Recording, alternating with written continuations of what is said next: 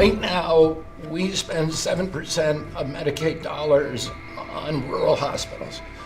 So they're getting the short end of the stick. It's about $19 billion a year.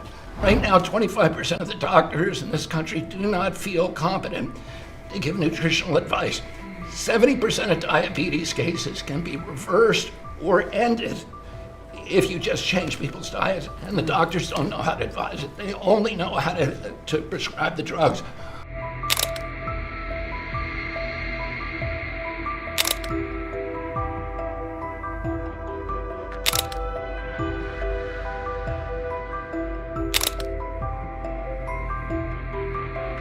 Into MFN negotiations, most favored nation status negotiations with 14 companies.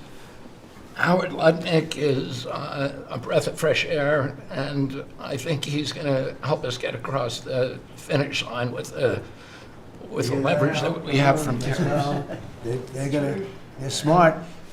Don't let them get away with it, Howard. Well, the combination of Bobby's MFN and the 232 pharmaceuticals, which we launched together, right. When you put those two together, it really gives Bobby the tools to go execute your plan. So I'm supporting Bobby as he executes his plan. Good.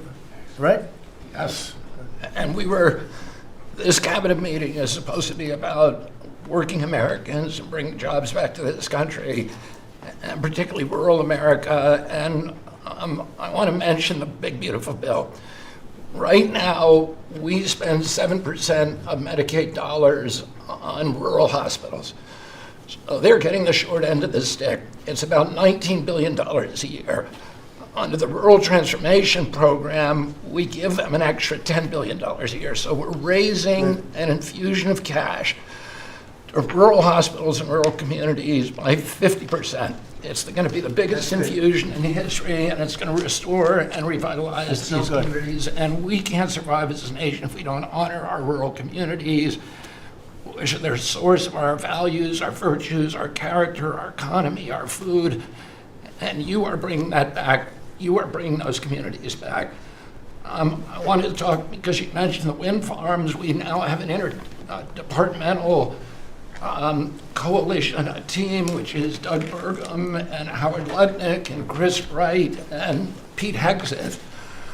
We're all working on this issue. And Lee. Sorry, Lee. We're all working together on this issue. We're meeting together.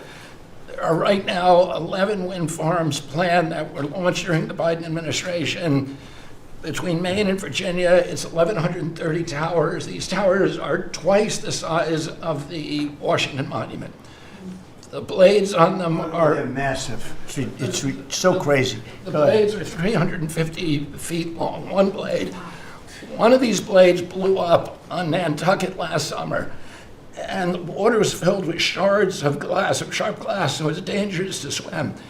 They had to close the beaches, but they have indemnified themselves so the local communities can't sue them. None of these projects are bonded. If you build an oil derrick in the Gulf, you got to put a bond down. There's no bond for dismantling them, and that's one of the tools that Doug is now using to challenge some of these projects.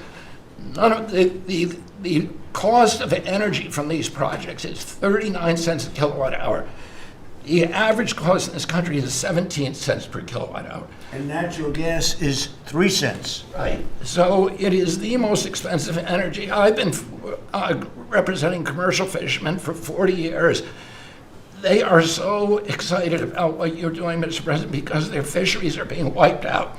As soon as they begin construction, the groundfish fisheries just disappear. The fish leave the area.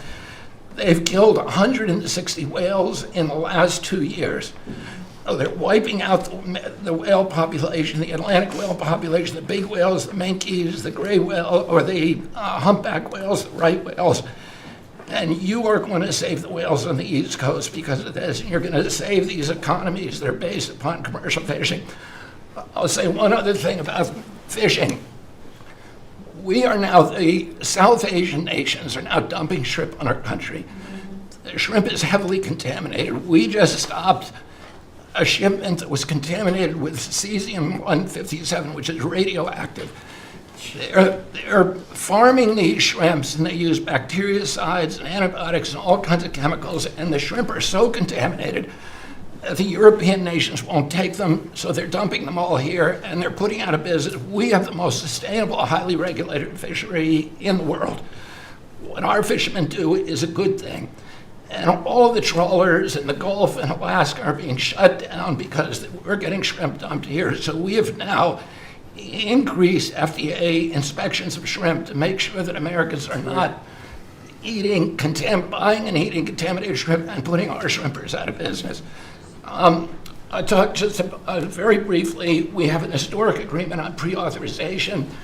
We brought together 80% of the insurance industry, which has agreed to, for 80% of diseases and injuries, to give immediate pre-authorization so that when you go to your doctor's office and he prescribes you a new knee or whatever it is, you will immediately know whether your insurance company is going to pay for it. This is an historic agreement. People have been trying to do it for decades, and we, because of your leadership, brought the insurance industry together and got them to voluntarily agree to do this.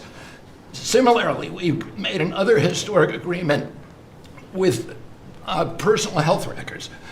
The 60 biggest tech companies in our country have all agreed to allow Americans for the first time access to their personal data, which they own, which these companies have been monetizing without permission.